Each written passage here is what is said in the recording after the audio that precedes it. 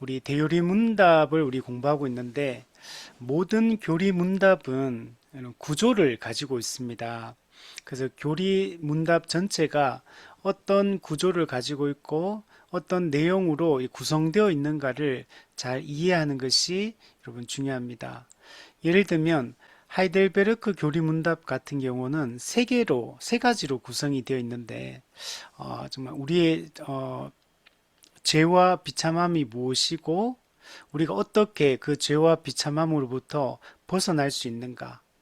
그리고 죄와 비참함으로부터 벗어나서 구원받은 하나님의 백성은 어떻게 거룩하게 살아야 하는가? 이 세 가지 차원으로 하이델베르크 교리 문답이 구성이 되어 있습니다. 웨스트민스터 이 5대 문서 중에 이 소요리 문답과 이 대요리 문답, 이거는 크게 두 개로 이렇게 나누어져 있는 겁니다.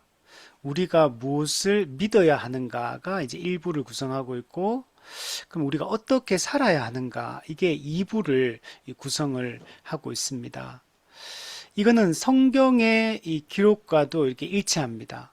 우리 성경도 앞부분에는 이 교리를 다루고 뒷부분에는 실천, 삶에 대한 이야기를 하고 있는 것을 볼 수가 있습니다.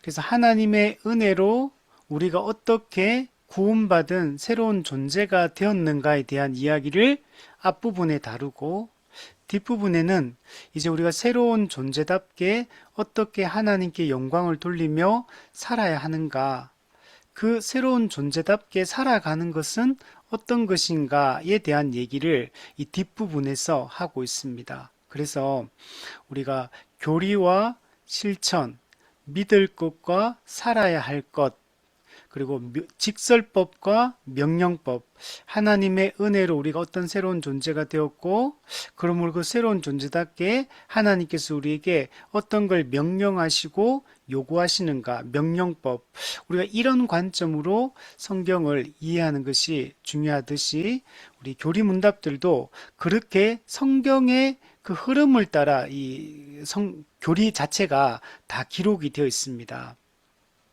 그래서 우리가 이 화요 교리 공부를 통해서 많은 교리 문답서들을 공부를 했는데 우리가 이 공부를 쭉 살펴보면 성경의 흐름과 동일하다는 걸 알 수가 있습니다. 창세기부터 요한계시록까지 성경 전체가 흘러가는 그 구조를 따라서 이 교리 문답들도 흘러가고 있다는 것들을 알 수가 있는 것입니다. 이 교리 문답에 나오는 이 신앙 고백의 이 내용들은 이 성경의 일종의 요약이라고 할 수 있거든요. 66권 성경 전체의 핵심적인 내용들을 정리한 것이 신앙 고백이고 그 신앙 고백서를 교육을 위해 교육의 용도로 이게 만든 게 이 질문과 답의 형식으로 만들어 있는 이 문답서라고 이렇게 할 수가 있습니다. 그래서 성경 이 교리 문답들도 신앙 고백서도 또 그리고 사도신경도 마찬가지고 사도신경의 내용들도 모두 다 성경의 이 흐름, 성경의 교리적 이 논리를 따라서 이 모든 것이 구성되어 있다라는 것들을 알 수가 있습니다. 그래서 저는 이런 것들을 공부하면서 결국에는 이 내용들을 조금 더 얼마나 자세하게 설명하나, 좀 더 함축적이고 압축적으로 설명하느냐의 차이가 있을 뿐이지, 결국은 다 복음에 대한 얘기를 이렇게 다 하고 있구나. 제가 지금 사도신경 강의도 하고 있는데, 사도신경도 이렇게 강의를 하면서 이게 흐름이 똑같고, 교리 문답을 공부해도 흐름이 똑같고, 네. 그리고 우리 복음의 기초를 공부해도 기본 흐름이 똑같다. 성경을 읽어도 똑같은 흐름이다. 라는 것들을 우리가 알 수가 있습니다. 이걸 우리가 이제 신학이 이제 크게 네 가지 신학으로 구성이 되어 있는데, 우리 성경 신학, 성경 자체를 연구하고 또 성경 자체 핵심적인 교리를 정리한 조직 신학, 그리고 이제 이것을 역사 속에서 어떻게 이제 복음이 전파되고 교회가 세워져 왔는가를 보여주는 이 역사신학, 교회사, 그리고 이제 실제 목회 현장에서 어떻게 이 진리들을 적용해서 실제로 살아가는가, 실천신학, 이 네 가지가 있는데, 그 중에 이제 조직신학이 있어요. 그 조직신학도 그 흐름이 똑같아요.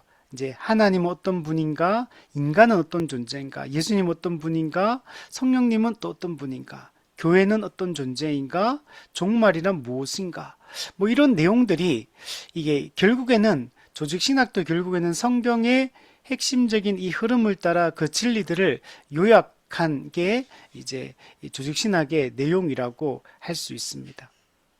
그래서 저는 이걸 공부하면서 느끼는 게, 결국에는 다 복음에 대한 이야기를 다양한 방식으로 풀어내고 있구나. 똑같은 이야기를 이렇게 다양한 관점과 또 방식으로 풀어내고 있구나라는 생각들을 많이 갖게 됩니다. 그래서 저는 어떤 걸 공부해도 결국에는 이게 복음에 대한 이야기다라는 생각들이 많이 듭니다. 우리 그 중에서 우리가 이 교리 문답의 이 형식을 통해서 이 복음을 현재 우리는 공부하고 있다, 이렇게 생각을 하면 좋을 것 같고, 우리는 앞부분에서 무엇을 믿어야 하는가에 대한 이야기들을 쭉 살펴보았습니다.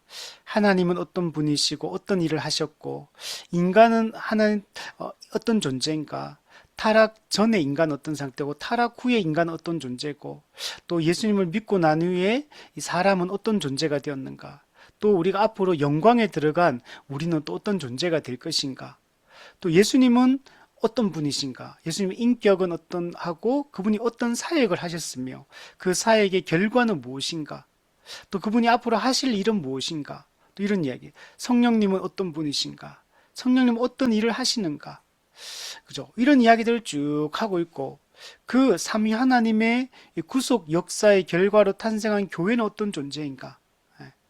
그래서 교회가 지금 가진 권세는 무엇이고, 교회가 가진 능력은 무엇이고, 또 교회는 어떤 사명을 부여받았으며, 교회는 이 땅 가운데 정말 어떤 존재로 이 땅에 현존해야 되는가, 또 교회가 소망해야 될 것은 무엇인가, 뭐 이런 얘기들을 또 하고, 그리고 또 교회를 대적하고 하나님의 뜻을 대적하는 악한 영적 세력들은 또 어떤 존재인가, 그들은 어떻게 공격하고 또 어떤 목적을 가지고 있으며, 그들의 정말 현재의 상태는 어떠하고 그들의 영원한 운명은 어떠할 것인가, 이런 이야기를 하고, 그다 앞으로 이제 이루어질 것에 대한 이런 이야기들을 우리가 앞부분에 무엇을 믿어야 하는가, 완성된 하나님 나라 어떤 곳인가, 우리는 그곳에서 어떻게 살 것인가, 어떤 것이 이 땅과 연속될 것이며 어떤 것이 불연속될 것인가.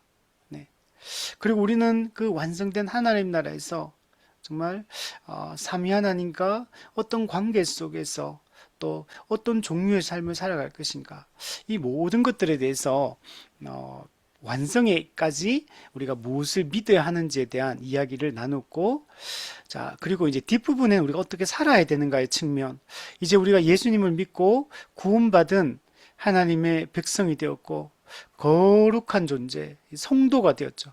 우리는 이미 그리스도의 의의 옷을 입고 의롭다함을 받았고 하나님의 법정에서 이미 인정되고 정말 의롭다고 선언된 자로서 우리는 우리의 정체성을 어떻게 이해해야 되고, 이제 그렇다면 우리의 그 존재 때문에 합당한 삶은 어떠해야 되는가, 우리는 무엇을 기억하고 무엇을 믿고 무엇을 또 바라보며 또 어떻게 구체적으로 살아야 되는가, 여기에 대해서 또 뒷부분에서 구체적으로 설명해 줍니다. 그냥 우리가 구원해 놓고 방치하시는 분이 아니라 지금도 우리와 함께 하시고 우리를 통치하시고 우리 삶 속에 섭리하시고 우리의 삶을 인도하시고 우리를 공급하시고 때로는 우리를 책망하시고 우리를 정말 더 그리스도의 형상을 닮은 자로 바꾸어 가시면서 우리 이 땅에 정말 하나님의 이 백성다운 삶을 어떤 것인가를 구체적으로 알려주고 있고 우리가 무엇을 소망해야 되는지 이 내용들을 쭉 이렇게 알려주고 있는 것이 우리 뒷부분의 2부 살아야 할 것에 대한 그 내용이다 라고 얘기를 할 수 있습니다. 구체적으로 우리가 어떻게 살아야 되는지 그 원리를 함축적으로 보여주는 게 이 십계명입니다. 십계명은 은혜로 구원받은 하나님의 백성된 자, 이미 구원받은 자가 구체적으로 하나님 백성답게 살아가는 것이 어떤 것인가를 설명해 주고 있습니다. 앞부분에는 1부터 4까지는 하나님에 대한 우리의 의무를 이게 보여주고 있고 5부터 10계명까지는 사람에 대한 이웃에 대한 우리의 의무가 무엇인가를 우리에게 알려주고 있습니다. 우리는 예수 믿고 구원받은 자로서 예수님이 재림하셔서 하나님 나라를 완성하실 때까지 우리는 이 땅에서 정말 하나님을 어떻게 사랑하며 살고 어떻게 이웃을 사랑하며 살아가야 되는지 그 구체적인 삶의 원리들이 이 십계명 속에 여러분 담겨 있는 것입니다. 그래서 우리가 그 내용들을 쭉 살펴보고 있고 우리 1부터 4까지 우리 하나님에 대한 의무를 쭉 살펴봤습니다. 우리의 예배의 대상은 누구인가? 오직 성경의 그 하나님만이 우리의 유일한 예배의 대상이십니다. 그리고 예배의 방법, 우리는 형상으로 예배하는 것이 아니라 말씀으로 예배해야 된다. 하나님이 정한 예배의 방법은 말씀을 통해 하나님께 나아가는 방식이다. 그리고 세 번째는 예배의 자세. 우리는 하나님의 이름, 하나님 그분을 망령되이 일컫지 말아야 된다. 그분의 그 존재에 합당한 그 영광이 가리어지거나 그것이 정말 모독받지 않도록 우리는 그분의 이름의 그 영광을 지키고 그분의 그 명예를 분명하게 드러내고 정말 그런 우리는 삶을 살아야 된다. 그래서 우리 종교개혁 당시에 중요한 종교개혁의 핵심 원리를 담고 있는 이 파이브 솔라, 오직 하나님께 영광을, 우리의 모든 존재의 목적, 삶의 목적, 공부하는 목적, 일하는 목적, 우리가 정말 이 땅에서 건강을 지키는 목적, 밥을 먹는 목적, 살아가는 목적, 그건 다 오직 하나님께 영광을, 하나님께 영광이 우리 모든 것의 목적인 거예요. 우리 이사야서 말씀에는 우리가 하나님의 영광을 위하여 우리 창조하셨다라고 말씀하고 있고, 사도 바울은 고린도후서에서 너희가 먹든지 마시든지 무엇을 하든지 하나님의 영광을 위하여 하라라고 말씀을 하고 있습니다. 우리 대류문답 1문에 사람의 제일 되는 목적은 무엇입니까? 하나님을 영화롭게 하고 그분을 영원토록 즐거워하는 것이다. 하나님을 영화롭게 하는 것은 하나님께 영광을 돌린다는 것. 사실 우리는 우리의 행위로 하나님께 영광을 돌릴 수 없어요. 근데 하나님은 그 존재 자체로 영광스러우신 분이고 우리의 행위가 하나님의 영광을 더하거나 빼지 못해요, 사실은. 그러나 하나님은 우리를 하나의 형상으로 만들어서 이 땅에서 하나님이 어떠한 분인가를 우리를 통해 드러내시기 원합니다. 그래서 우리의 행위가, 우리의 생각이 어떠하냐, 우리 행동이 어떠하냐, 우리가 무엇을 추구하며 살아가느냐가 하나님의 영광을 반영할 수도 있고 하나님의 그 영광이 우리 때문에 정말 가리어질 수도 있는 이제 이런 존재인 거죠. 그래서 구약에도 이스라엘 백성들 때문에 내 이름이 모독을 받는다 하나님 말씀하시고, 그래서 그분의 영광 그 자체가 늘어나거나 줄어드는 건 없어요. 그러나 그분의 영광이 가리어질 수는 있어. 우리의 행동이 영광을 플러스 시킬 수도 없고 마이너스 시킬 수는 없어요. 그러나 그분의 영광이 보이지 않게끔 가리는 것은 우리가 어떻게 하느냐에 따라 다른 거죠. 그래서 우리가 하나님의 영광을 반영하는 존재로서 그분의 영광을 우리는 반사체가 되어서 반영하는 존재로 우리가 살아가는 게 중요하고, 또한 하나님을 영원토록 즐거워하는 것. 저는 이 말이 너무 좋은 것 같아요. 우리가 깊이 좀 묵상해 볼 필요가 있는데, 하나님을 영광을 돌린다, 이 표현은 더 좀 와닿는데, 하나님을 즐거워한다. 우리 즐거워하는 거 있잖아요. 우리가 좋아하는 일 있잖아요. 즐거운 일들. 저는 이제 먹는 것, 요즘에 제 생각하는 게 살이 많이 쪄서 운동을 열심히 해야겠다 생각이 드는데, 그러니까 살이 자꾸 찌니까 먹는 걸 마음껏 못 먹겠더라고요. 먹고 싶은데 살찔까 봐.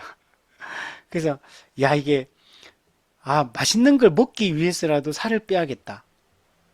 먹고 싶은 먹는 즐거움을 누리기 위해서는 건강을 지켜야 되니까 살을 빼면서 먹어야겠다, 이런 생각이 들더라고요.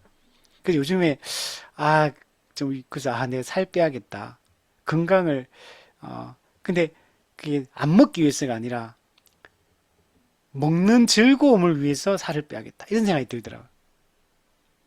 저는 운동하는 것도 좋아하는데 축구하는 것도 좋아하고 이렇게 뭔가 이렇게 운동할 때 되게 즐겁더라고요. 그러니까 이게 즐거워하는 거죠.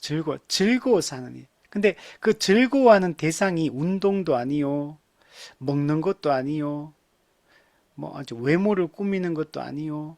그러니까 하나님 그분 자체를 즐거워하고, 하나님 그분의 존재, 그분의 속성, 그분의 인격, 그분이 하신 일을 그 자체가 즐겁고, 그냥 그분과 함께 있는 게 즐겁고, 그분과 교제하는 게 그냥 즐겁고, 이런 존재가 우리가 되어야 되는 거죠. 그래서 뭔가를 하기 위해서 하나님을 찾는 게 아니고, 하나님께 뭔가를 요구하기 위해서 하나님을 찾는 게 아니고, 어떤 하나님의 도움을 받기 위해서 하나님을 찾는 게 아니고, 그 하나님의 그냥 존재와 인격을 누리기 위하여 우리가 그분을 찾고 그분과 함께 있는 것을 즐거워하고, 그분의 뜻이 이루어지는 것을, 그분이 기뻐하는 것이 곧 내 기쁨이 되고, 이런 존재가 우리가 되는 게 중요한 것 같아요. 그래서 우리가 하나님에 대한 이 의무들을 잘 이행하는 게 중요하고, 그리고 우리 사계명에서 예배의 이유, 하나님만이 안식을 주시는 분이기 때문에 하나님 우리에게 안식을 주기를 원하시는 분인데, 근데 우리는 하나님이 아닌 다른 것에서 관심을 갖고 다른 것에서 안식을 찾고 이런 것 같아요. 그래서 우리가 왜 하나님을 예배해야 되냐? 안식을 주신 분이기 때문에. 자, 그리고 이제 5부터 10계명은 이웃에 대한 의무를 얘기합니다. 보이지 않는 하나님을 사랑하는 자는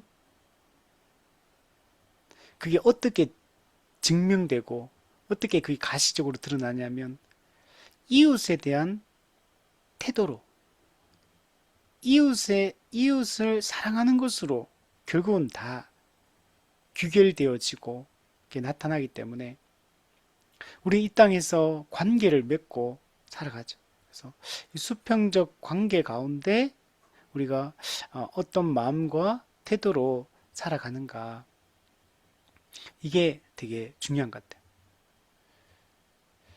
그래서 우리가 성도답게 살아가는 게 실제 우리의 삶 속에서, 관계 속에서 어떻게 행하고 해야 될지 이 말씀들을 통해서 우리가 잘 배우는 게 중요한 것 같고, 이 5부터 10계명에서 가장 중요한 게 5계명, 부모 공경에 대한 명령, 이게 가장 중요합니다. 태어나서 우리가 첫 번째 관계를 맺는 인간관계가 부모라고 했죠. 첫 번째 인간관계, 첫 번째 대인관계. 그래서 이웃사랑의 모든 계명의 기초가 되는 게 바로 이 5계명이고, 그래서 그 5계명의 핵심은 권위에 대한 순종이 핵심입니다. 그러니까 권위에 대한 이 순종이 이웃 사랑을 실천함에 있어서 핵심적인 부분이다라고 얘기할 수 있고, 근데 이 부모는 스스로가 그 권위를 가진 존재가 아니라 하나님이 이 권위를 부여해 주심으로, 권위를 위임해 주심으로 하나님이 주신 그 권위를 행사하는 존재, 즉 하나님의 대리자로 세워진 존재죠. 즉 그래서 하나님이 세운 대리자에 대한 순종은 곧 그 하나님에 대한 이 순종과 같은 것입니다. 오늘날에 우리가 각 나라의 대사를 파견하잖아요. 그 대사는 그 주권 국가를 대표하고 대리하고 있는 거죠. 우리 과거에도 로마 총독, 본디오 빌라도, 벨릭스 총독, 일본 총독, 옛날에 그죠. 이 총독은 이제 그 황제의 권위를 대리하는 존재인 거죠. 마찬가지로 이 땅에서 부모는 하나님의 대리자고 하나님이 위임해 준 권세로 하나님의 뜻대로 통치하고 다스리는 존재. 그래서 그 부모에 대한 권위에 대한 순종은 곧 하나님에 대한 순종이고 하나님의 권위에 대한 인정이기 때문에 이것이 가장 중요해요. 그래서 사실 5계명은 1부터 4계명까지 하나님에 대한 의무와도 또 연결되어 있고 그것이 수평적으로 모든 사람과의 관계에 대해서 이제 우리가 어떤 태도를 관계를 어떻게 맺어가야 되냐는 어떤 연결고리 역할을 하는 게 바로 이 5계명이라고 할 수 있습니다. 근데 5계명의 부모는 단순히 육신의 부모만 이야기하는 게 아니다. 육신의 부모에 대한 순종만 이야기하는 게 아니라 모든 윗사람, 하나님이 세운 모든 이 권세자들에 대한 이 순종을 명령하고 있는 것이다. 가정에서, 교회에서, 국가에서, 학교에서 모든 권위자에 대한 이 순종을 이야기한다. 로마서 13장 1절에 보면 권세는 하나님으로부터 나지 않음이 없다. 그러므로 우리는 모두 다 위에 있는 권세에 순종해야 된다. 하나님이 세우신 그 권세를 부정하는 자는 곧 하나님의 명을 거스름과 같다. 거스름과 같다. 그래서 이 하나님이 세운 대리 통치자에 대한 이 순종이 이꼴 하나님의 권위에 대한 순종과 인정과 밀접하게 연관이 되어 있기 때문에 이거는 너무나 중요한 부분이고, 그리고 이 우리 위에 세워진 모든 권세자들은 하나님의 통치를 대행하는 존재로 세워져 있어요. 그래서 그들은 우리를 보호하고 우리 아랫사람을 양육하고 보호하고 돌보고 공급하고 하나님이 자기 백성에게 행하는 그 통치 행위를 이 대리자를 통해서 시행하고 있는 것이기 때문에 우리가 그 권위에 대한 순종을 통해 하나님의 돌봄과 하나님의 이 간섭하심의 은혜를 우리가 맛보고 누릴 수 있게 되는 겁니다. 그러면 우리는 육적인 부모 그리고 모든 이 사회적 부모 그리고 교회의 영적인 부모 이 모두에게 우리가 잘 순종하고 그 관할과 치리하에 우리가 잘 순종하며 살아가는 것이 매우 중요합니다. 이들은 모두 다 우리의 아랫사람의 유익을 위해서 행하는 자이기 때문에 하나님의 뜻을 따라 아랫사람의 유익과 하나님의 영광을 위해서 대리 통치하는 자들이 있기 때문에 우리가 그들의 권위에 잘 순종하는 게 중요합니다. 그래서 아랫사람이 윗사람에 대한 태도도 중요하고 또 윗사람이 아랫사람에 대한 이 태도도 또 매우 중요합니다. 윗사람에 대한 의무가 있고 아랫사람에 대한 의무가 있고 또한 이 동등자에 대한 이 의무들도 우리는 가지고 있습니다. 그래서 상호 관계에 있어서 우리가 서로를 어떻게 대해야 되는지 그 인간관계의 큰 원리를 이 5계명이 보여주고 있습니다. 대류문답은 다른 교리문답과 이 5계명 설명이 조금 다른 측면이 있는데, 다른 교리문답들은 주로 부모를 공경하라, 그러니까 윗사람을 공경하라, 순종하라 이렇게 했으니까 아랫사람이 윗사람에 대한 의무가 대부분 기록이 되어 있습니다. 그래서 교리문답들을 대부분 다 보면은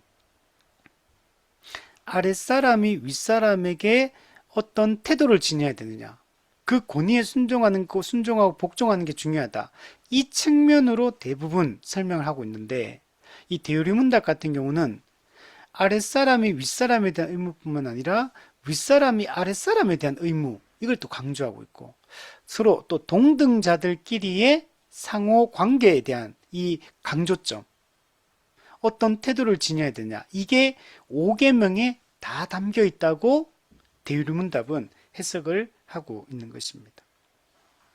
그래서 우리가 지난주에 아랫사람이 윗사람에게 어떻게 존경을 표시해야 되는지 말했는데, 여기서 언행심사, 말, 행동, 마음, 생각, 언행심사 모든 면에서 아랫사람은 윗사람에 대해서 합당한 경의와 존경심을 표하는 것이 중요하고, 또 그들의 그 덕행을 본받고 그 가르침에 순종하여 따르는 것이 중요하고, 또 권세자 윗사람의 합법적인 명령과 지시와 권면과 그 권고에 대해서 귀담아 듣고 그게 순종하는 것이 중요하다.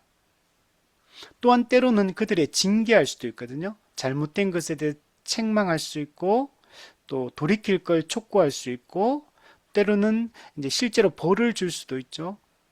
그럴 경우에 거기에 그 말을 잘 듣고 그 징계에 순종하고 따르는 것이 매우 중요합니다. 즉 쉽게 여기서는 굴복해야 된다. 네. 하나님이 세우신 권위자의 합당한 명령과 공개와 징계에 대해서 이걸 거부하면 그건 악한 사람이 돼요. 이미 지은 죄도 악하지만 그 지은 죄에 대해서 합당한 회복의 절차를 명령하고 있는데도 불구하고 그걸 거부하기 때문에 그건 악한 것이다 라고 얘기를 하고 있는 겁니다. 그리고 그들의 그 권위가 무너지지 않도록 아랫사람은 잘 세워줘야 되고, 만약 누군가가 윗사람의 그 권위를 무너뜨리거나 또 파괴하거나 이렇게 할 때는 그것을 잘 지켜줘야 됩니다. 우리가 예를 들면 부모님의 명예가 외부에서 실추된다 할 때 자식으로서 부모님의 명예가 실추되지 않도록 방어하고 막아내야 되잖아요. 우리가 모든 윗사람에 대해서 우리가 그렇게 해야 됩니다. 교회에서는 목회자에 대한 이 권위가 실추되지 않도록, 그 명예가 무너지지 않도록 이 부당한 것들이 이루어지고 있을 때 그것을 막아서야 되고, 그걸 보호하는 것이 매우 중요합니다. 그리고 이거는 다른 모든 이 사회의 윗사람에 대한 것도 마찬가지입니다. 또 하나 중요한 게, 아랫사람은 윗사람의 연약성을 참아야 된다. 이 부분이 상당히 중요한 부분이에요. 윗사람이라고 해서 항상 모든 면에 다 완전할 수 없고 또 실수가 없는 것도 아닙니다. 부모님도 우리가 경험하잖아요. 연약한 면이 있어요. 목사님도 연약한 면이 있어요. 모든 대통령도, 또 학교 선생님도, 회사 직장 상사도 다 연약함이 있습니다. 그래서 우리는 이 윗사람이 연약함이 있을 때 그 연약함을 드러내고 그 명예를 실추시키지 않고 도리어 그 연약함을 이해하고 인내하고 참아야 될 때가 많아요. 그 윗사람의 연약함을 무조건 덜쳐내고 그걸 지적하고 그렇게 해서는 안 되고, 그 권위가 그 연약함 자체는 문제가 있고 고쳐야 될 문제일 수도 있겠죠. 그러나 그 명예를 함부로 실추시키지 않도록 그 명예를 지켜주도록 우리가 해야 되고, 그리고 그 때로는 오랫동안 참고 견뎌야 될 때가 많아. 그러니까 윗사람도 아랫사람의 연약함을 참고 견뎌야 될 부분이 많겠죠. 사실 그게 더 크겠죠, 보통은. 그러나 아랫사람이 윗사람의 허물과 그 약점들을 또 참고 견디고 인내해야 될 측면도 상당히 중요한 부분이라고 할 수 있습니다. 그래서 사랑으로 잘 덮고 또 우리가 끝까지 그 영예를 지켜주도록 노력하는 것이 필요합니다. 자, 그리고 아랫사람이 윗사람에게 범할 수 있는 죄, 지을 수 있는 죄가 있다라고 말했습니다. 아랫사람이 윗사람에게 해야 될 마땅한 의무, 마땅한 요구를 소홀히 하는 거, 마땅히 아랫사람이 해야 될 것들을 하지 않는 거, 의무를 이행하지 않는 거, 이걸 조심을 해야 됩니다.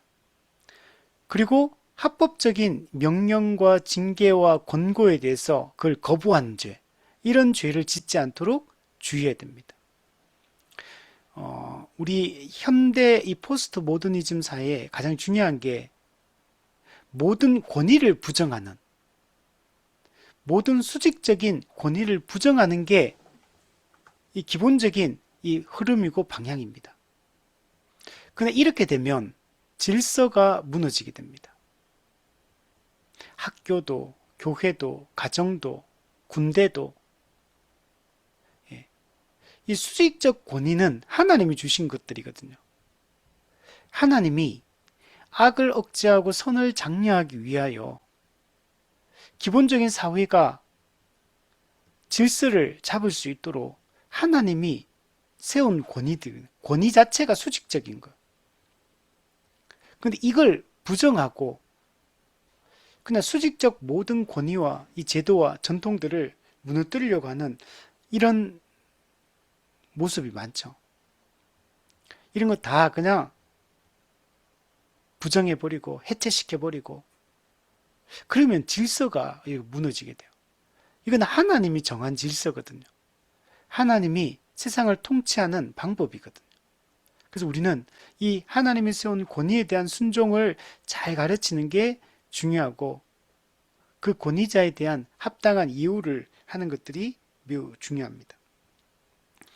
근데 이렇게 되지 않다 보니까 요즘에는 그들을 그냥 경멸하고 반역하고 불명예스럽게 하고 치욕을 주고 수치스럽게 만들고 이런 일들이 그냥 쉽게 일어날 수 있거든요. 그래서 아랫사람은 윗사람에 대해서 이런 태도를 취하지 않도록 하는 것들이 매우 중요합니다.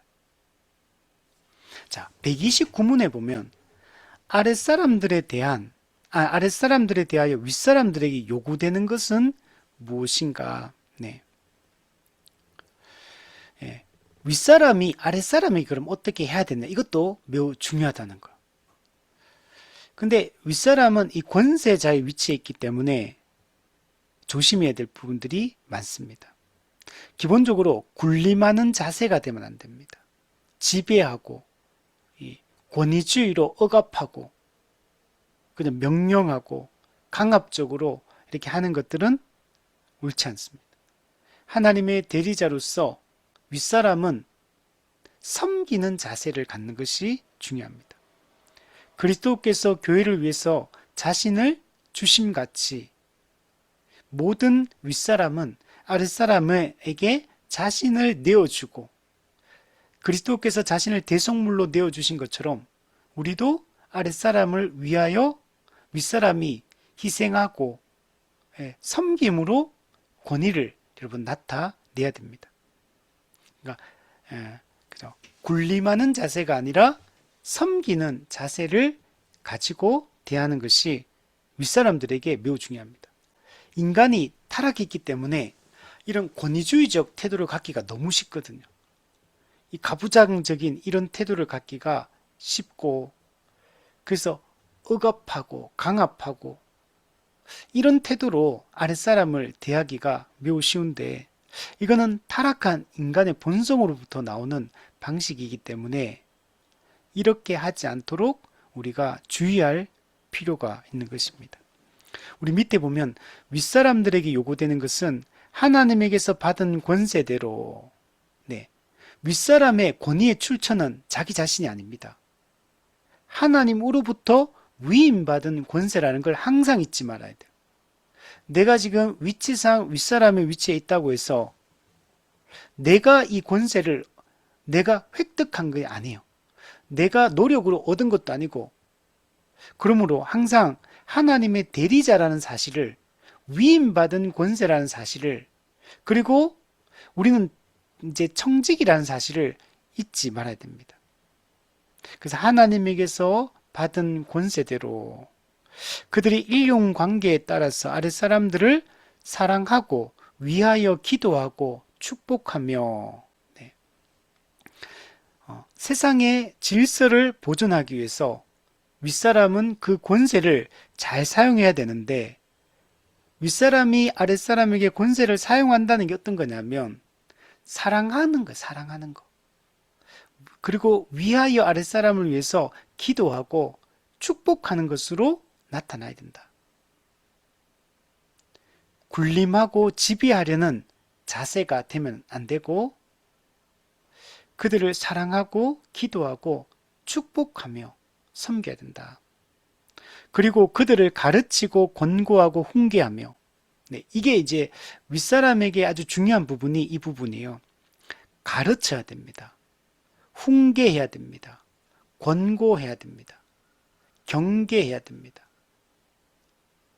그러니까 윗사람에게서 제가 생각할 때 다른 부분들도 다 중요하지만 그러나 좀 더 중요한 부분이 이거라고 생각이 들어요. 그래서 하나님이 주신 권위, 하나님이 주신 법을 따라, 그 말씀을 따라 어떤 것이 옳은 것이고 어떤 것이 그른 것인지를 이걸 분명하게 가르쳐 주는 것이 중요합니다. 그래서 부모는 자식을 말씀으로 가르쳐야 되고, 선생님은 학생을 말씀의 원리에 따라 가르쳐야 되고, 목회자는 성도들을 말씀으로 가르쳐야 돼요.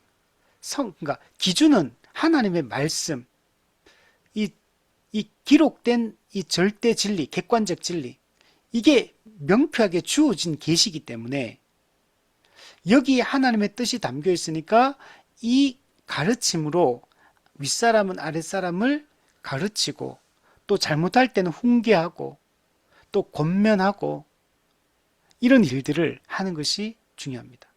그래서 윗사람이 아랫사람을 가르치지 않으면 아랫사람은 모르게 되고 무지하게 되고, 그죠? 그럼 무지하면 뭐가 옳은지 그른지를 판단할 수 없기 때문에 바른 행동이 나올 수가 없게 됩니다. 그래서 항상 윗사람은 아랫사람을 가르치는 게 중요하다. 인간이 타락하지 않았다면 모두 다 하나님의 뜻이 무엇인지 알고 어떻게 행하는 것이 옳은지 알 텐데, 인간이 타락했기 때문에 우리가 이게 올바른 것을 파악할 수 없고 그걸 깨달을 수 없는 존재입니다. 우리가 가만히 그냥 돌을 닦고 눈을 감고 있으면 그 깨달음이 오는 게 아니고, 진리는 외부에서 들어와야 돼요. 타락한 내 내면에서부터 이게 선한 게 나올 수가 없어요. 그래서 윗사람은 하나님이 주신 권위와 하나님이 주신 이 법, 말씀을 통해서 아랫사람을 가르치고 권계하고 경계하고 훈계하는 게 매우 중요한 이 윗사람의 의무다 라고 말할 수 있습니다. 그래서 우리가 이 사회에서도 저 사람 보면 저 가정교육을 잘 받았구나 이런 얘기해요. 뭐 잘하면 가정교육을 잘 받았구나, 교육을 잘 받았구나 이런 얘기하고, 뭐 이게 좀 나쁜 행동을 하거나 경우에 맞지 않는 행동들을 하면 저 사람은 가정교육을 어떻게 받았길래 저렇게 행동하는가, 저 사람은 어떤 교육을 받았길래 저런 태도를 취하는가? 이런 얘기를 우리가 하잖아요. 그래서 윗사람은 아랫사람에 대해서 가르치고 권계하고 훈계하는 게 중요하다. 자, 그리고 윗사람이 중요한 게 잘하는 자들을 격려하고 칭찬하고 포상해야 됩니다. 우리 부모가 자녀들이 잘할 때 격려하고 칭찬하고 포상하는 게 중요하잖아요. 학생들이 잘할 때 선생님이 학생들을 격려하고 칭찬하고 포상하는 게 중요해요. 목회자들도 성도들을 격려하고 칭찬하고 포상하는 게 바르게 그 가르침을 따라 잘 살아가고 할 때는 격려하고 칭찬하고 포상해야 되고, 두 번째로 잘못하는 자들이 있어요. 그럴 때는 바로 잡아야 돼요. 성경에도 성도가 성도답지 않게 살아갈 때 그 잘못한 자들을 책망하고 바로 잡으라고 얘기해요. 이 바로 잡는 기능이 중요합니다. 바로 잡는 기능. 오늘날 이 사회가 점점 이 바로 잡는 기능이 사라지고 있는 거죠.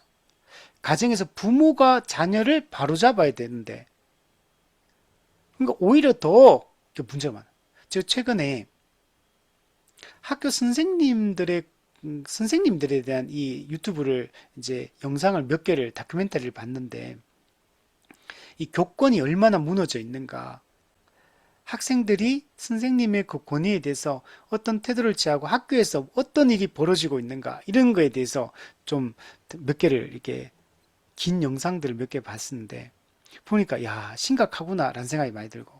특히 최근에 나왔던 뉴스 중에 학교에서 수학여행 안 가려고 하고, 뭐 이렇게 뭐 1박 2일로 하는 어떤 행사들 학교들이 안 하려고 하고, 그 왜 그러냐면, 뭐, 예를 들면, 뭐, 뭐, 여행 같은 학교에서 뭐, 이렇게 방문하고 이런 게 있잖아요. 그런 거.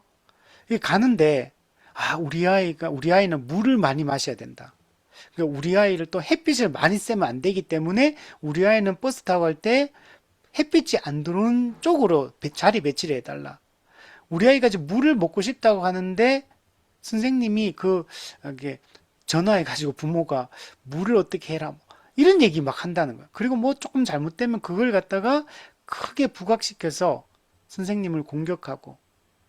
그러니까 너무 선생님들이 부담을 느껴서 학생들을 데리고 안 가려고 하고 어떻게든 그냥 당일치기로 갔다 오든지 아니면 어떤 외부로 안 나가려고 하고 이런 분위기가 선생님들 가운데 많다 이런 얘기를 하더라고요. 그러니까 위에 있는 근데 그 아이가 잘못한 어떤 경우들조차도 부모가 비상식의 행동을 많이 하고 부모가 거기에 대해서 제동을 걸고 예, 이렇게 하다 보니까 이렇게 문제가 생기는 거죠.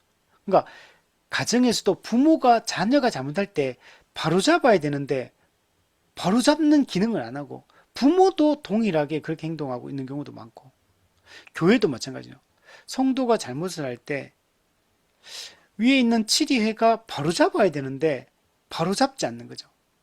성도답지 않는 명백한 죄들을 짓고 있고 지속적으로 짓고 있는데 불구하고 치리회조차도 그게 관여하지 않으려고 하고 마땅한 징계 절차를 밟으려고 하지 않고 바로잡지 않으려고 하는 거죠.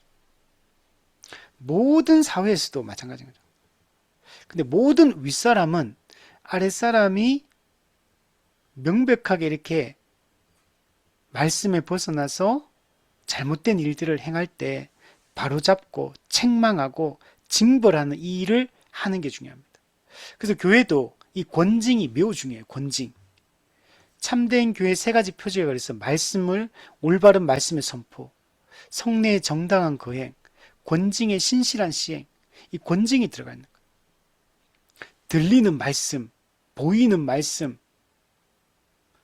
그리고 이 경계하는 말씀, 이 권징이 들어가야 되는 권징.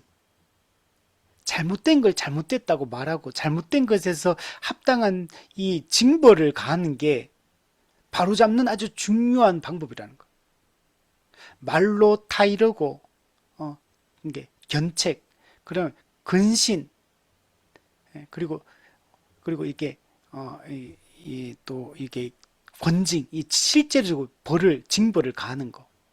이런 것들이 다 중요하다는 거예요. 자, 그리고 또 영육간에 필요한 모든 것을 그들을 위하여 공급하고 예비하며. 네. 윗사람은 아랫사람의 영적으로 육적으로 필요한 걸 공급하는 공급자가 되어야 됩니다. 우리가 가정에서 부모가 자식이 의식주가 해결되도록 우리가 공급해야 되죠. 근데 그게 육적인 것만이 아니라 영적인 것도 공급해야 돼요. 우리 자녀들이 하나님을 알고 하나님을 예배하고 잘 믿음으로 살아갈 수 있는 자녀로 영적인 필요를 공급해야 돼요. 부모가 자녀를 그래서 영적으로 말씀을 가르치고 이 교리를 가르치고 하는 작업을 부모가 해야 돼요. 부모가. 교회가 교회의 자녀들을 양육을 해야 되는데 근데 가장 중요한 그 교육의 주체는 부모입니다. 교회가 아니고 학교 교회 선생님이 아니고 부모가 가정에서 내 자녀의 그 신앙 교육, 말씀 교육, 교리 교육, 인성 교육, 학습 교육 부모가 책임을 져요. 부모가. 학교나 교회가 그 교육의 가장 중요한 주체가 아니에요. 부모가 해야 돼. 교회나 학교는 그죠? 부족한 부분을 메꿔주는 역할을 하는 거지. 이게 지금 뭔가가 왜곡이 되어 있습니다. 그래서 가정에서 이 일들을 신앙교육을 잘 할 수 있도록 인성교육을 잘 할 수 있도록 교회는 그 부모를 교육하는 역할들을 하는 것이 교회의 역할이다. 부모가 하는 것에 부족한 부분들을 메꿔주고 부모가 가정에서 그 자녀 교육을 잘 할 수 있도록 그 필요를 영적인 필요든 육적인 필요를 잘 공급할 수 있도록 돕는 쪽으로 교회는 이제 가야 되는 거죠. 그래서 어쨌든 모든 윗사람은 영적으로나 육적으로나 필요한 모든 것을 공급하고 예비해서 아랫사람이 이 부족하지 않도록 빈곤하지 않도록 채워주는 역할들을 잘 해야 됩니다. 그리고 정중하고 지혜롭고 거룩하고 모범적인 행위로 윗사람이 아랫사람에게 권위로 강압하는 게 아니고 모범, 본이 되는 거. 지혜롭고 거룩하고 모범적인 행위로 그 본을 통해서 교육하는 이게 이제 윗사람이 해야 되는 모습이죠. 그냥 모본으로 권위를 행사해야 된다. 예수님께서 제자들의 발을 씻긴 것처럼 우리도 그 자녀의 발을 아랫사람의 발을 씻김으로 그 아랫사람이 또 다른 사람에게 그 섬김을 실천하고 이렇게 할 수 있도록 우리가 본으로 가르쳐야 된다. 그래서 이렇게 하나님께 영광을 돌리고 자신들에게 영예가 있게 하여 목적을 설명하고 있죠. 윗사람이 아랫사람을 대하는 이 태도 요구되는 것을 통해서 결국 목적은 뭐냐면 하나님의 영광을 위한 거고 또 자신들에게 영예가 있게 하기 위해서. 그래서 우리가 이렇게 바르게 해야 됩니다. 이렇게 하면 어떻게 되냐면 하나님께서 그들에게 주신 권위를 보존하는 것이다. 그러니까 윗사람의 그 하나님 주신 윗사람의 권위가 보존되어지는 것. 이게 중요합니다. 윗사람의 권위가 무너지면 질서가 다 무너지게 돼요. 근데 권위자가 권위 있게 서 있는 게 매우 중요하거든요. 교회는 목회자의 권위가 살아있는 게 중요하고 가정에는 부모의 권위가 살아있는 게 중요하고 학교에도 선생님의 권위가 살아있는 게 중요하고 국가 통치자도 그 권위가 살아있는 게 중요해요. 근데 그건 어떻게 그 권위를 보호하고 보존하냐면 윗사람의 마땅한 의무와 마땅히 해야 될 일들을 바르게 행할 때 그 권위가 지켜지고 보존되는 거예요. 그러니까 윗사람이 자기가 어떻게 하느냐에 따라서 그 자신의 권위가 지켜질 수도 있고 무너질 수도 있어요. 특히 이제 목회자로 상상해 보면 목회자가 제가 죄를 짓거나 또 목회자로서 마땅히 해야 될 그런 목사의 직무를 게을리 한다거나 잘못 수행하고 있거나 이렇게 되어지면 말씀의 권위가 무너져 버리고 말씀으로 성도들을 권면하고 관할하고 통치하고 지도하는 것들이 힘을 잃어버리게 되는 거죠. 예. 가정에서도 부모로서 부끄러울 때가 있잖아요. 그러면은 자녀에게 담대하게 자녀를 양육할 수가 없는 거죠. 본을 못 보이고 부끄러운 모습, 수치스러운 모습을 보였을 때 자녀에게 우리 쉽게 하면 말빨이 안 서는 거죠. 그래서 우리가 윗사람의 의무를 잘 이행할 때 권위자가 그 권위를 바르게 행사할 수 있고 그 권위자의 그 통치 행위가 그게 실제로 적용이 되어서 아랫사람이 그 하나님 나라의 안식을 누릴 수 있는 그 영적인 복을 누릴 수 있는 그런 상태가 여러분 되는 거죠. 그래서 권위자가 그 권위를 바르게 행사하고 그 의무를 바르게 이행하는 것이 매우 중요한 거예요. 그래서 5계명은 아랫사람이 윗사람에 대한 의무를 다하라. 이것도 매우 중요하지만 윗사람이 아랫사람에 대한 의무를 다할 때 사실 아랫사람도 윗사람에 대한 의무를 잘 하게 되는 결과적으로 윗사람이 윗사람의 의무를 다하지 않게 되면 윗사람답지 않게 행동하면 아랫사람이 윗사람에 대한 권위도 무너지게 되고 아랫사람도 윗사람에 대한 그 마땅한 의무를 행하지 않게 되는 이런 거죠. 우리가 교회 목회자가 존경스럽지 않거나 가정의 부모가 존경스럽지 않거나 국가 위정자가 존경스럽지 않으면 누가 그 권위에 순종하고 따르고 열심히 그렇게 하겠습니까? 그러니까 위에서부터 잘해야지 아랫사람도 윗사람에 대한 의무를 잘하게 되는 이게 기본적인 원리이기 때문에 이 부분이 중요합니다. 130문에 보면 윗사람의 죄란 무엇인가? 네, 의무를 다하지 못하고 윗사람이 잘못하는 부분이 어떤 거냐면 요구된 의무를 소홀히 하는 거. 아까 조금 전에 얘기했던 거죠. 요구된 의무를 소홀히 하게 되면 하나님의 영광도 나타나지 않게 되고 아랫사람은 유익을 누리지 못하게 됩니다. 윗사람이 자기에게 주어진 권세는 섬기는 권세여야 되는데 군림하는 권세로 왜곡되게 권세를 남용하고 오용을 하게 되면 하나님의 영광이 가려지고 아랫사람은 마땅히 누려야 될 유익을 누리지 못하게 되는 그들의 그 유익과 권리를 빼앗는 결과를 낳게 되는 거죠. 또한 자기 자신의 명예, 평안함, 유익 혹은 쾌락을 과도히 추구하는 거 이걸 경계해야 된다.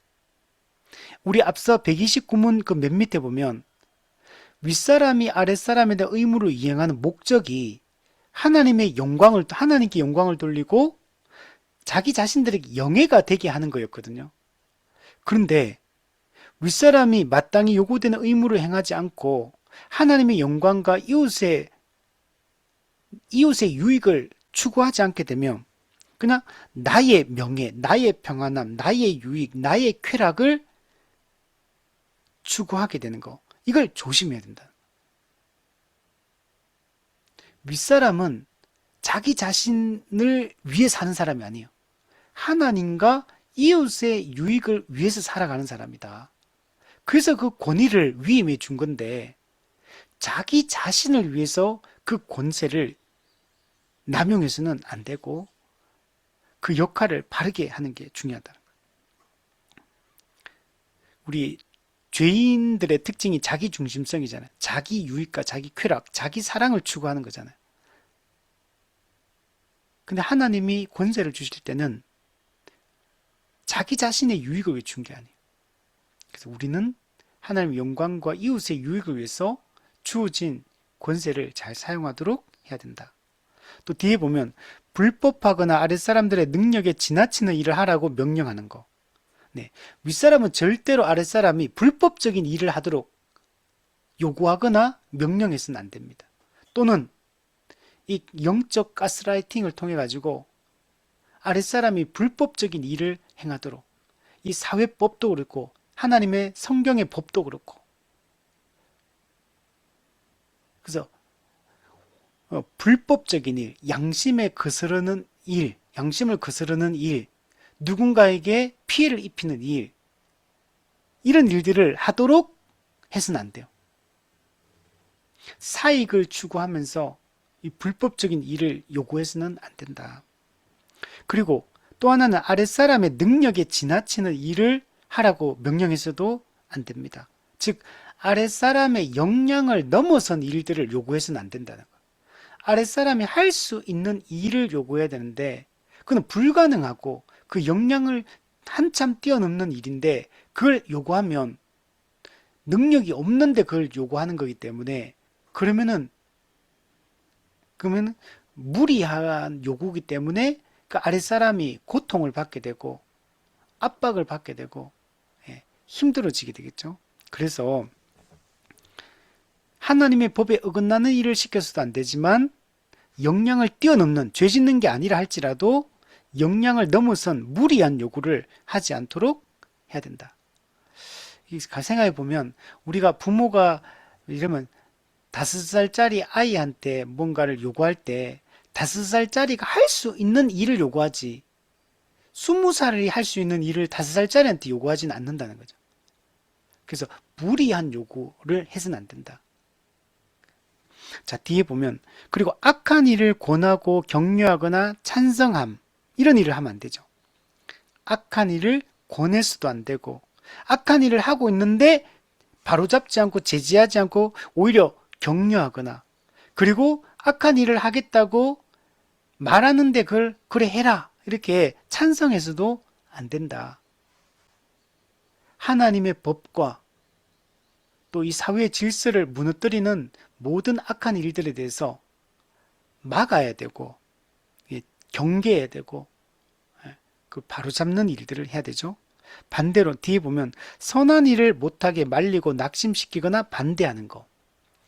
아랫사람이 하나님이 기뻐하는 일을 하겠다고 하고 다른 사람의 유익을 위해서 유익이 되는 일을 하겠다고 하는데 그걸 하지 말라고 해서는 안 된다는 거예요. 선한 일을 행할 때 장려해야 되는데 오히려 선한 일을 행하는 것을 반대하고 낙심시키고 막아서는 안 된다는 겁니다. 이런 일 할 수 있죠. 예를 들면 자녀가 결혼 적령기가 되어서 결혼하려고 하는데 그 자녀는 성경의 가르침을 따라 좋은 사람을 잘 선택해서 이성교제를 하고 또 결혼을 하려고 마음먹고 딱 하는데 부모가 보니까 뭔가 직장이 마음에 안 들어. 외모가 마음에 안 들고 뭔가 부모 눈에 뭔가 안 차요. 근데 사실은 신앙이 좋고 건전한 생각을 가지고 있고 또 모든 면에서 이게 다 괜찮은데 단지 뭐 직장이 안 좋다거나 뭐 키가 작다거나 아니면 뭐 외모가 마음에 안 든다거나 어떤 가정의 배경이 조건이 뭔가 마음에 안 들어. 그러니까 부모가 좀 이 가정끼리 좀 이렇게 수준이 맞아야 된다. 뭐 이러면서 근데 그 당사자가 신앙도 좋고 건전한 생활을 가지고 있고 충분히 좋은 결혼 배우자의 조건을 가지고 있는데도 불구하고 다른 외적인 조건을 가지고 부모가 그런 자녀의 선택을 막고 너 이 사람과 결혼하면 안 된다. 아니면 너 우리 격에 맞고 수준에 맞는 사람을 만나서 결혼해야 된다. 이런 식으로 얘기를 한다면 이거는 자녀의 선한 일을 낙심시키는 것이고 반대하는 거잖아요. 이런 식으로 하면 안 된다는 거예요. 그리고 그들을 부당하게 징계하는 거. 네, 그죠? 부당한 징계. 잘못도 아닌데 징계하는 것. 또는 그 잘못한 일보다 더 크게 징계하고 또 꾸짖고 책망하는 것. 그래서 감정에 치우친 이 부당한 징계 또는 어떤 폭력 이런 일들을 하지 않도록 해야 된다. 저도 이제 자녀를 양육할 때 이럴 때가 많이 있는 것 같아요. 자녀가 아이들이 잘못한 것보다 더 크게 책망하거나 꾸짖거나 이렇게 할 때가 많이 생기는 것 같아요. 그러니까 그거는 자녀가 잘못했다기보다는 부모로서 내가 내 감정을 잘 통제하지 못하고 또 내가 부모가 다른 일 때문에 이게 좀 이렇게 민감해져 있는 상태. 근데 그 폭발을 아이들에게 또는 가정에서 또 다른 가족에게 또는 가까운 사람에게 이게 오히려 불똥이 띄어서 이렇게 아랫사람을 대할 수도 있는 거죠. 이런 것들을 우리가 조심해야 된다. 그리고 부주의하여 잘못된 일이나 시험이나 시험에 빠지게 하거나 내버려 둡니다. 이거는 영적으로나 육적으로나 분명히 위험해 보여요. 저렇게 방치하면 안 되는 상황인데, 근데 방치하고 조치를 취하지 않음으로 말미암아 문제가 발생하게 만들어서는 안 됩니다. 윗사람은 아랫사람을 영적으로도 보호해야 될 의무가 있고 육적으로도 보호해야 될 의무가 있는 겁니다. 그래서 적극적으로 윗사람으로서의 그 보호의 의무를 잘 하는 것이 중요합니다. 그리고 그들을 욕되게 하거나 불공평하게 하는 것, 무분별하게 하는 것, 가혹하거나 태만한 행동으로 그들의 권위를 깎는 일이다. 네, 그래서 윗사람이 편애를 해도 안 되고 부조리를 행해도 불공평하게 무분별하게 행동해서도 안 되고 가혹하고 태만하고 게으르고 이런 모든 행동들을 함으로 말미암아 하나님이 주신 자신의 권위를 깎아내리는 일들을 하지 않도록 하는 게 중요합니다. 그래서 우리는 의지할 수 있는 믿고 따를 만한 윗사람이 중요합니다. 그죠? 올바른 길로 인도하는 그죠? 목자의 역할을 할 수 있는 이런 윗사람이 너무 중요합니다. 존경할 만하고 본받을 만하고 그죠? 또 우리에게 올바른 지도를 해줄 수 있는 이런 윗사람이 모든 곳에 필요합니다. 그래서 윗사람으로서의 그 권위와 품격이 무너지지 않도록 윗사람은 자신의 의무를 잘하고 또 윗사람으로서의 품격을 떨어뜨리는 그런 죄를 짓지 않도록 우리가 힘을 쓰는 게 중요합니다. 물론 연약함이 물론 있지만 그러나 그 연약함이 그러니까 한계를 벗어나는 그런 죄로 이렇게 나타나서는 안 됩니다. 그래서 우리가 모든 윗사람도 다 연약함이 있다는 걸 다 인정하고 그러나 우리가 그게 용인되고 용납하고 이해되는 수준의 연약함 또는 그 어떤 태도여야 되지 그게 우리가 이해되지 않는 그런 모습으로 윗사람이 그런 태도를 취하거나 행동들을 하는 것은 그 질서 전체를 그 공동체 전체를 무너뜨리는 결과를 낳게 됩니다. 그래서 윗사람이 특별히 막 적극적으로 아랫사람을 위해서 뭔가를 하지 못한다 하더라도 윗사람으로서의 그 권위와 품격을 잃지 않는 것만 해도 존경할 만하고 믿고 따를 만한 그런 모습으로 바른 가르침을 줄 수 있는 사람으로 서 있기만 해도 그런 존재로 있어야 할 그 자리에 서 있기만 해도 근데 훌륭한 거죠. 근데 거기서 끝나는 게 아니라 더 적극적으로 윗사람이 아랫사람에 대한 그 의무를 이행함으로 아랫사람이 실제적으로 유익을 누리고 도움을 받을 수 있도록 하는 것들이 중요하다. 자, 131문에 보면 동등자들의 의무는 무엇인가? 여기서 동등자는 우리의 이웃, 형제, 자매, 친구, 동료 이 모두를 포괄합니다. 그러니까 꼭 동등자가 꼭 뭐 예를 들면 윗사람, 아랫사람이 있고 그냥 또 뭐 예를 들면 나이 똑같은 사람, 뭐 아니면 비슷한 계급에 있는 사람, 꼭 이런 사람이라기보다는 그냥 동등자는 우리의 모든 이웃, 형제, 자매, 동료, 친구 이 모두를 포괄하고 있는데 우리는 다 하나님의 형상으로 지음받은 존재이기 때문에 신분적으로 봤을 때 우리는 다 동등자들입니다.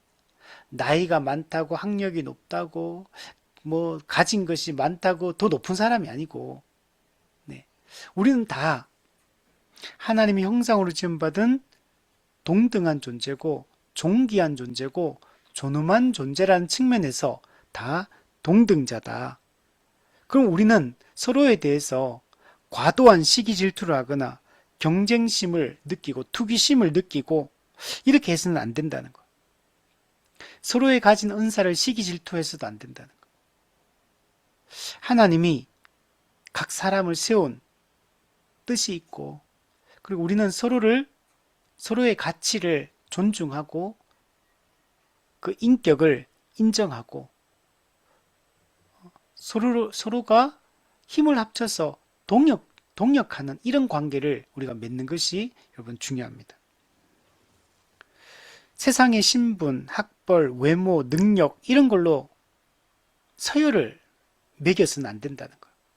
타락한 세상은 이런 것들로 서열을 매기지만, 그러나 우리 믿음을 가진 우리 성도들은 우리는 하나님 앞에서 모두 다 하나님의 형상으로 동등한 존엄성을 가지고 있다는 걸 우리가 인정해야 되고, 이건 창조주 하나님이 부여하신 것이기 때문에 우리가 동등자로 서로를 존중하는 것은 창조주 하나님을 존중하는 것과 같은 것이다. 죄에서 타락한 죄인을 우리를 구원하신 그리스도의 대속적 가치를 인정하는 것과 여러분 같은 것입니다.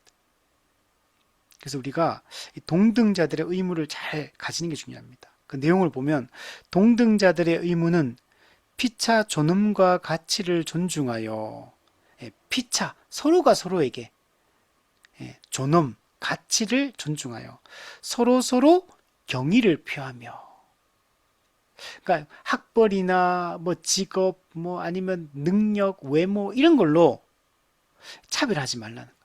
서로 다 경의를 표하고 또 피차 받은 바 은사 및 진급을 자기 자신의 것처럼 기뻐하는 것이다. 시기 질투하고 다른 사람이 가진 것을 부러워하고 질시하며 또 원망하고 불평하고 그러지 말라는 것. 피차 받은 은사가 다르다. 또 모든 사람이 같은 위치에서 살아가는 게 아니에요. 어떤 사람은 좀 더 부유할 수도 있고, 또 어떤 사람은 좀 더 가난할 수도 있고, 어떤 사람은 좀 더 공부를 많이 할 수도 있고 좀 못할 수도 있고, 어떤 사람은 좀 더 외모가 뭐 태어날 때부터 좀 더 멋있는 사람도 있고 또 아닌 사람도 있고. 근데 하나님은 그런 걸로 우리를 판단하지 않는다는 거죠. 우리는 마음에 숨은 사람을 더 아름다운 사람으로 갖고 가는 게 중요합니다. 우리의 겉사람은 후패합니다. 그러나 우리의 속사람은 날로 그리스도를 닮아가는 자, 그가 진정으로 아름다운 자라는 것. 우리 요즘에 뭐 결혼 지옥, 뭐 이런 부부 관계를 다루는 이런 게 되게 많더라고요.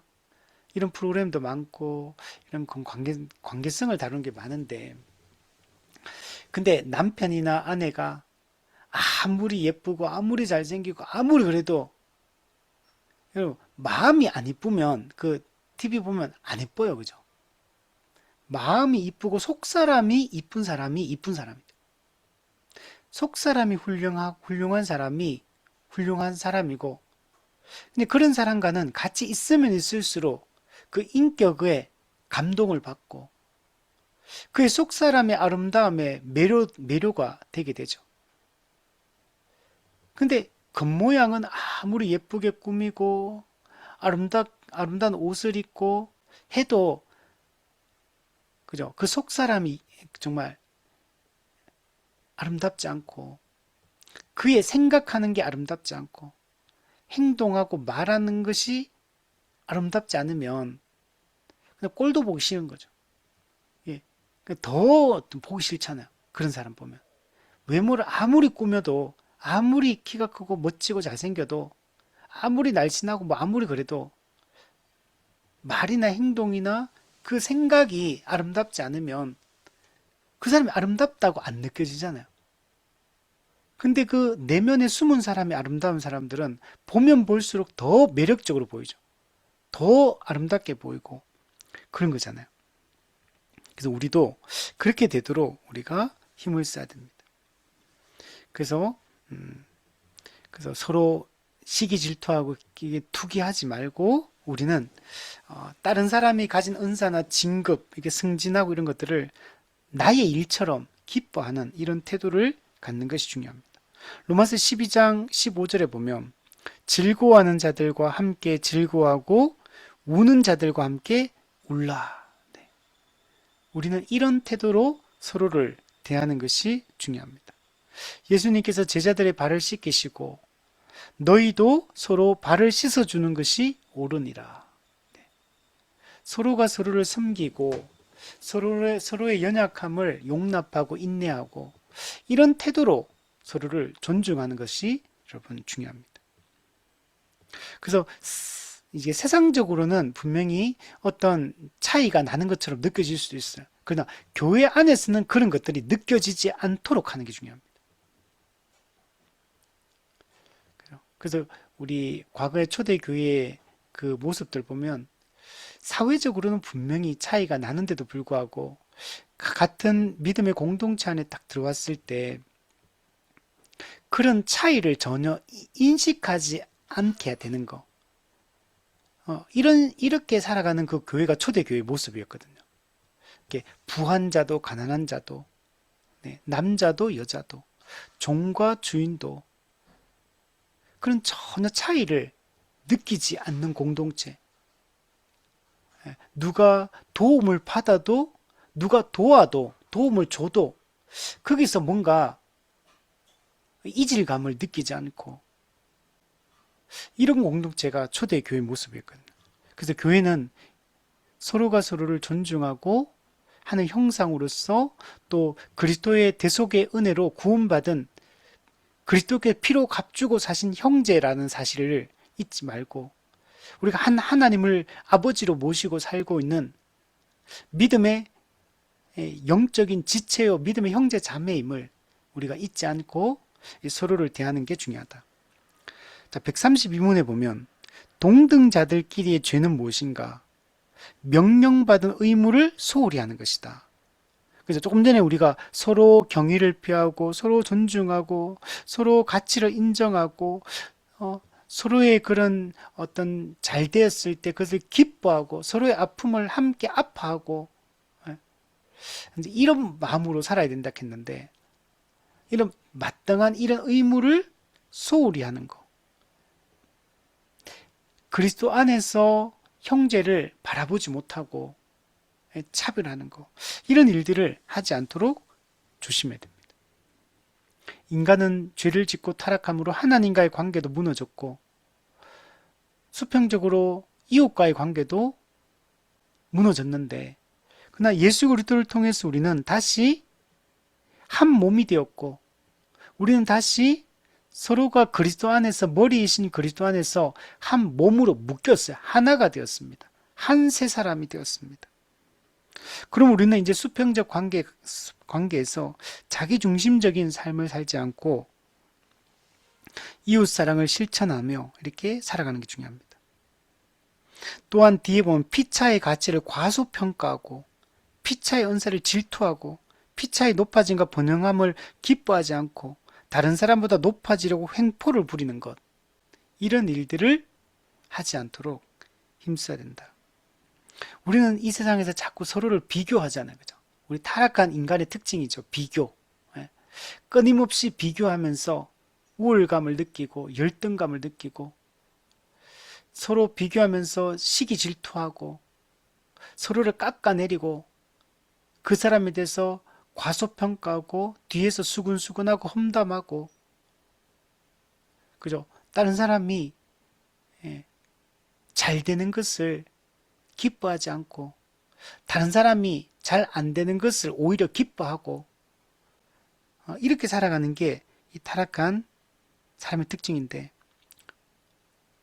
이제 예수 믿고 우리는 이제는 그죠? 그렇게 하지 말고 그러니까 누군가가 어떤 은사를 가지고 있으면 그 은사는 자기만을 위해 사용되는 게 아니고 공동체 전체를 위해 사용되어지니까 모두가 그 은사를 누리게 되는 거니까 꼭 내가 그 은사를 가지고 있지 않더라도 그 사람의 은사적 섬김을 통해 모두가 은혜를 누리고 모두가 복을 받게 되니까 그러면은 그에게 하나님께서 그런 은사를 주신 것에 대해서 우리는 기뻐해야 되는데, 내가 그 은사가 없고, 내가 그 은사를 사용하지 못하고, 내가 영광받지 못하고, 내가 주목받지 못하고, 내가 높아지지 못하는 걸 그죠? 싫어하면서 그런 태도를 갖지 말아야 됩니다. 그죠? 우리 사촌이 땅을 사면 배가 아프다 하잖아.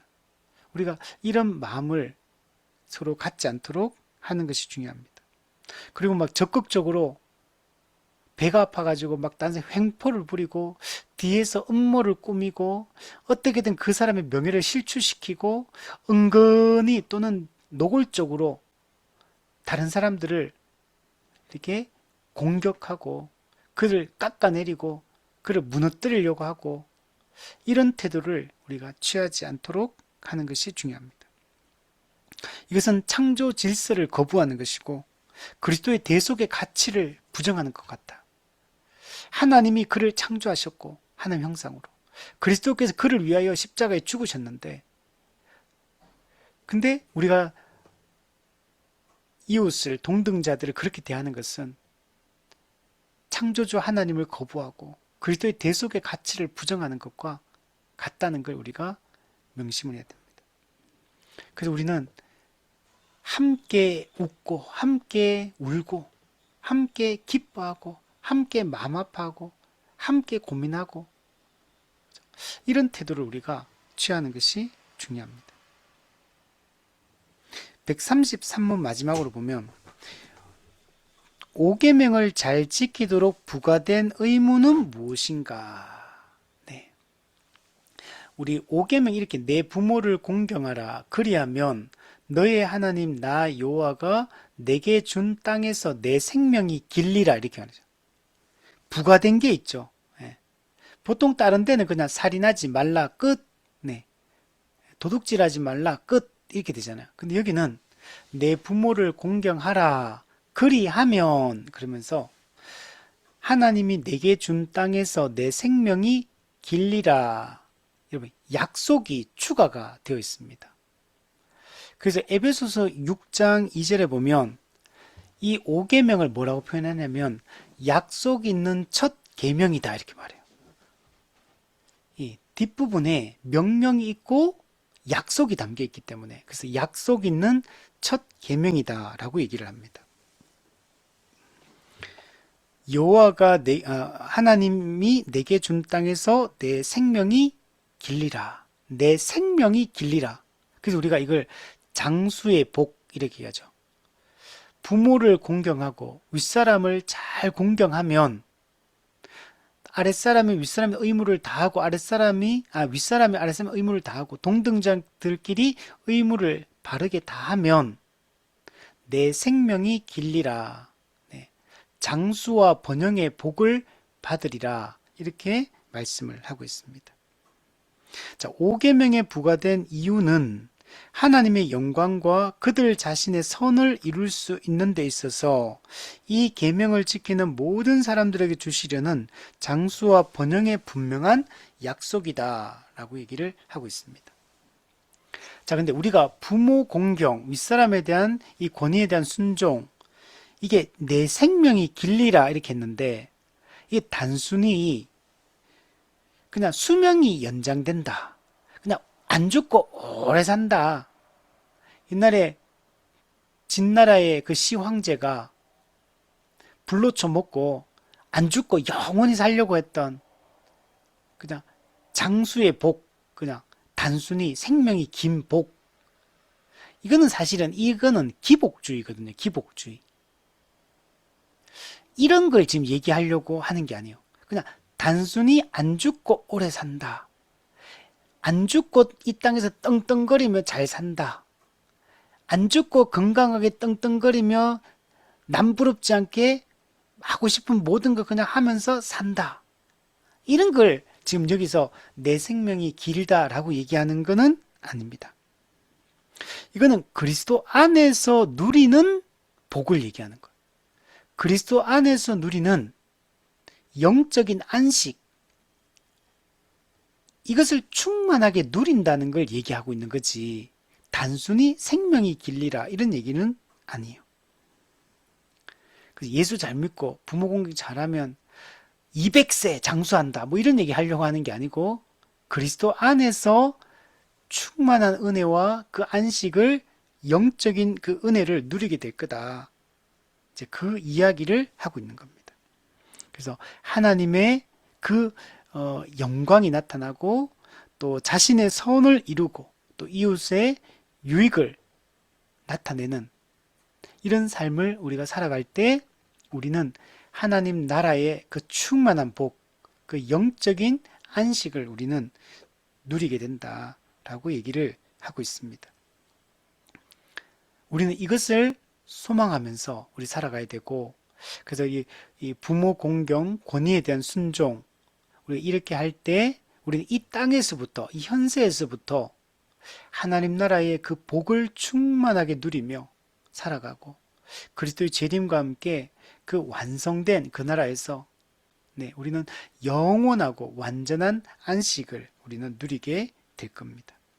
우리 이것을 꿈꾸며 우리 살아갔으면 우리 좋겠습니다. 우리 한번 정리하면 우리 5계명에 대한 얘기를 했습니다. 이웃 사랑에 대해서 가장 중요한 계명이 5계명이고 이 5계명은 5부터 10까지의 전체 개념의 가장 기초가 되는 계명이 5계명이다. 그리고 이 5계명의 부모 공경은 단순히 육체적 부모만이 아니라 모든 하나님이 세운 이 권위자, 권세자들에 대한 이야기고 그리고 그들에게 그 권세를 주신 분은 하나님이고 그 하나님 주신 그 권세자들의 그 통치에 우리가 순종하며 살아가는 곳 하나님의 통치에 순종하며 살아가는 것과 같은 것이다. 하나님이 이 권세자들을 왜 세웠느냐? 이 세상의 질서를 위해서 세웠고 우리의 유익을 위해 세웠고 하나님의 영광을 위해서 이 모든 권위자들을 세웠다는 걸 인정해야 된다.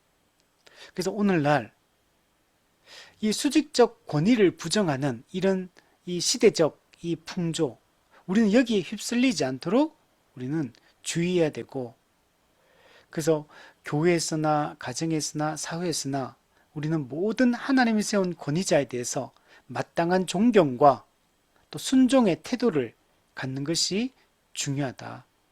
그래서 아랫사람은 모든 하나님이 세운 윗사람에 대해서 마땅히 해야 될 그 의무와 존경을 표하고 그들의 합법적이고 정당한 그 통치 행위에 대해서 우리가 복종하고 그래서 인정하고 그리고 그들의 연약함을 참고 우리가 그들의 권위를 부정하지 않도록 하는 게 중요하고 또 근데 그보다 더 중요한 것은 윗사람이 아랫사람에 대해서 그 윗사람의 의무를 잘 이행해서 하나님의 대리 통치자임을 잊지 말고 내가 아랫사람에 대한 주인이 아니라는 사실을 내가 소유주가 아니라는 사실을 잊지 마. 우리는 청직일 뿐이며 대리자일 뿐이다 라는 것들을 잊지 말고 이 모든 맡겨주신 사람은 하나님의 권위 아래 있는 자임을 잊지 말고 하나님의 소유임을 잊지 말고 우리는 하나님의 법에 따라 하나님이 주신 권위를